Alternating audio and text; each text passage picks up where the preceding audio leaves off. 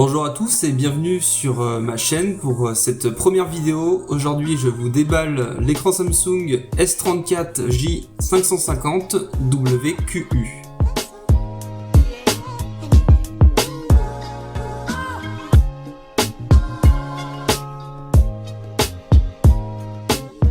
On va tout d'abord retrouver l'écran au sommet de l'emballage. Le mettre de côté, on y reviendra plus tard.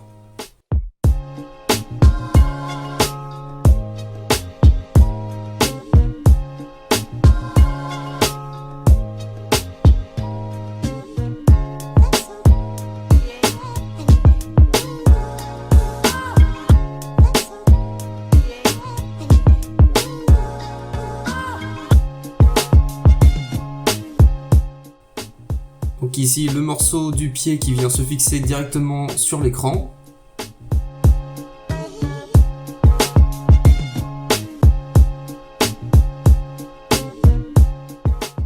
Le bloc de charge.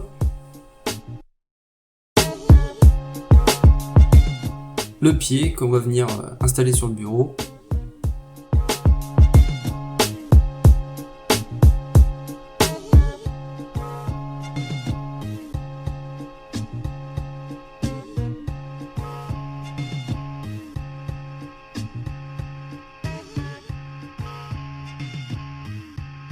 Et pour finir, le câble, un câble HDMI qui est fourni.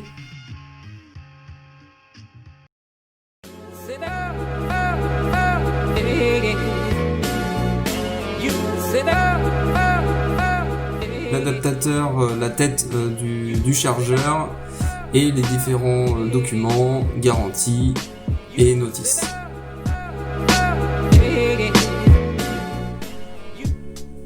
Et voici maintenant la bête, le fameux écran 34 pouces.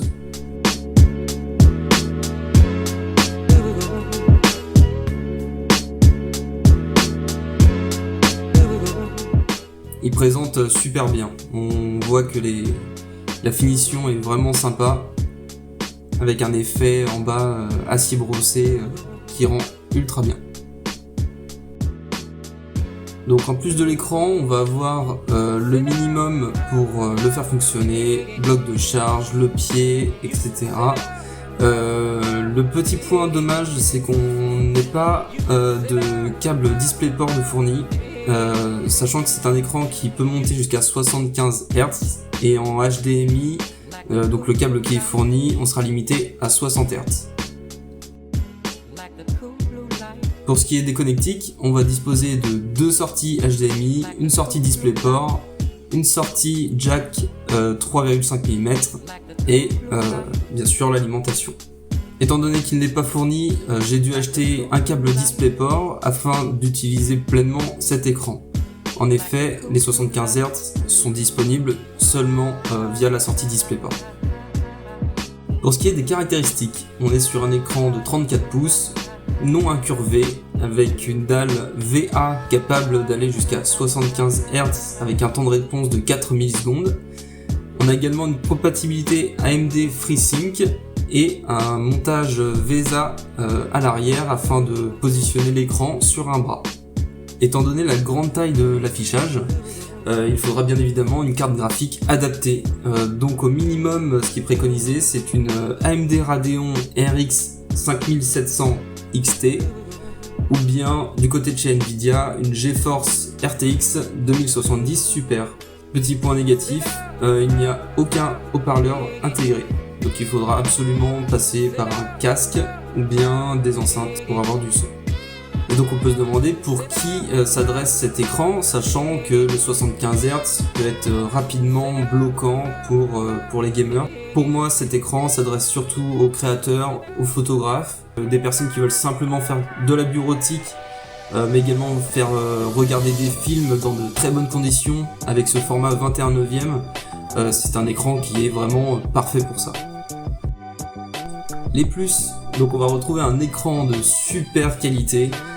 On a également un prix raisonnable avec, donc sur le marché actuellement, il est à 400 € environ, donc ce qui fait pour un 21/9, c'est presque imbattable en 34 pouces.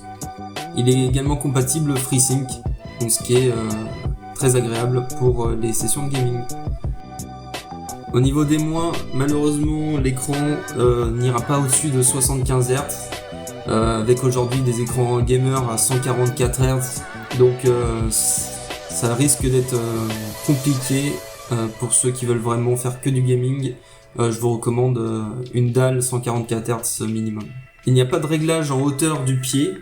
Personnellement, j'ai utilisé le support VESA à l'arrière, donc j'ai un bras, il est monté sur un bras, et donc je ne suis pas embêté, mais c'est vrai que le réglage en hauteur, sur un écran à 400 €, on attend au moins un minimum de réglage possible au niveau du pied.